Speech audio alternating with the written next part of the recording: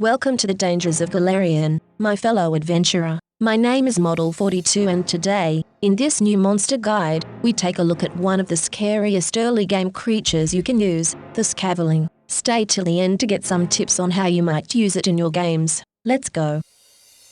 Hideous necromantic rituals give rise to Skavelings, or ghoul bats, monstrosities that are not true ghouls but instead are specifically crafted undead creatures. Their creators are the blood-sucking Erdefthans of the Darklands, who create Skavelings from giant bats specially raised on diets of toxic fungus and the flesh of ghouls, especially brains harvested from these undead. Upon reaching maturity, these giant bats are ritually slain via the use of Citilish oil. While this poison simply rots away the flesh of most creatures, one of these specially prepared bats will immediately rise from death as a Skaveling after succumbing to its effects. Despite its tattered wings and sagging skin, a Skaveling is more than capable of flight, even when carrying a creature mounted on its back. Erdefthans often use Skavelings as mounts in this way. Their intelligence is more advanced than that of the typical giant bat, and in combat they function more as allies than as mere mounts, capable of making their own tactical decisions. Yet even though they can reason and think, Skavelings remain loyal to the Erdefthans who created them,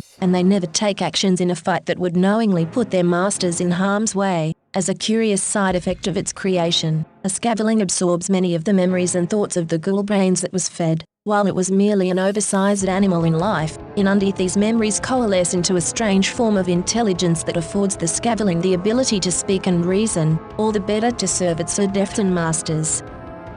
I have seen this creature used in some adventure paths of Pathfinder, mostly in the later chapters of the first act or the early second act, and in most cases, they are just throwaway enemies, which is very sad. These level 5 creatures have way more to offer. Despite being large creatures that have the Trey undead and a chaotic evil, they have really good perception, especially with their echolocation ability of 40 feet, are good flyers, pretty strong and quite intimidating. With decent saving throws and a surprisingly high will save of plus 15, they are not to be taken lightly, as their lore suggests.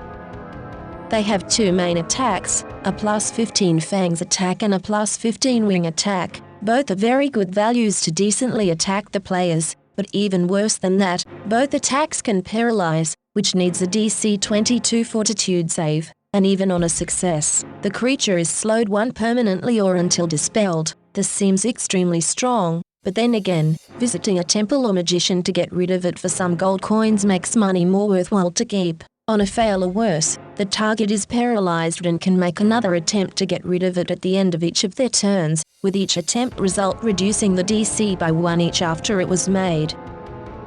Its bite attack can also contract the disease ghoul fever, which is a real classic and you need a DC 22 fortitude save against it or make one, once its durations have passed, to see how it progresses, both positively or negatively. Stage 1 is not that bad, you are just a carrier for a day. Stages 2 and 3, each 1 day in duration, means you take 2d6 negative damage when reaching it and all healing you receive is halved. Stage 4 and 5, also being 1 day each, are the same, but now you gain no benefit from healing at all. Should you ever reach the 6th stage, you will die, and at the next midnight hour, you will rise as a ghoul and begin eating the flesh of the living. You can hand over your character sheet to the DM now, or frame it on your wall. I love the progression of diseases and poisons in Pathfinder 2, since it is better structured, easier to understand, and in the case of ghoul fever, a great way to scare your heroes and make them undergo treatment and look for help.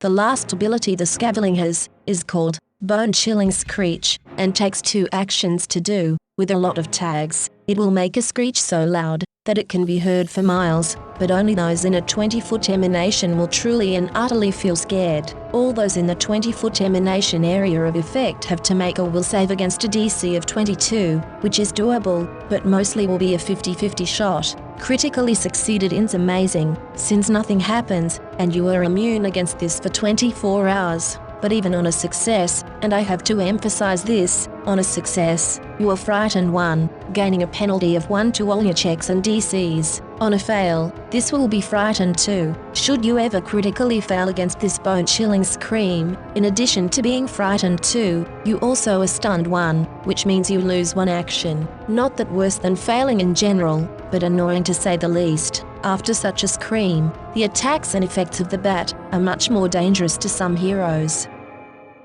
Knowing what this creature can do, how do we use it in a game? It's easy to just use them with their masters, but then again, also quite boring. Combining them with a pack of ghouls or vampires is actually a great way of using them, especially if the main vampire or one of them is an alchemist, with a high interest in creating those horrific, horse-sized bats. That could work well. A thing I would do would be portraying this beast as a hunting vampire, terrorizing a village each and every night. It screams being a nightmare to the townspeople, with the bodies found not drained of blood, but partly eaten, horrifically wounded, and their faces a mask of pain and utter terror. Strange liquids in the body should give a hint to its effects, if an alchemist or witch in the party can identify it, and a certain stench in the area, after a fresh kill, can lead to the deduction that the beast might be undead, or something worse. Since these creatures are more intelligent than most normal people, you could easily give them some class levels. Rogue would be a horrifically menacing addition, making their surprise attacks more dangerous. An epic template would suffice in making this an amazing early group boss fight. If the party encounters that beast, let them know that this one is not a stupid animal. It knows how to position oneself, what many a person could maybe do to it. Stay away from the strongest looking characters, going for the older weak looking first, always sniffing about, its breathing sounding like muttering of a strangely intelligent creature. Since it is only implied that they can talk, maybe make them talk in the language of the dead, the language of the ghoul it once was, or the language of its creator, but not with the goal of reasoning, but with the goal of scaring the players even more, telling them what it will feast on first, how it's going to rip their guts out while they still are alive and unable to do anything about it. Describe its smell and stench as pure molded food and flesh, a rancid smell that makes it hard not to puke immediately, something that one might encounter in the alley of a big city, after a hot and strong rainfall, with the smell of sewers reaching up to the roofs.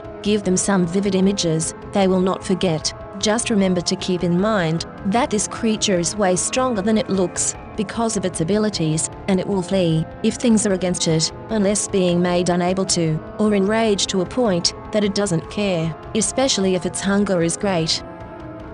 You'll find the Skaveling on page 241 of the second bestiary. And now, at the end of this video, I thank you so much for watching and hope you want to see more content like this in the future. Until then, please leave a like, subscribe for more content, and write me a comment what you think about this creature. If you hear it fluttering in the night, hope that your blanket will suffice, but then again, did you remember to close that window?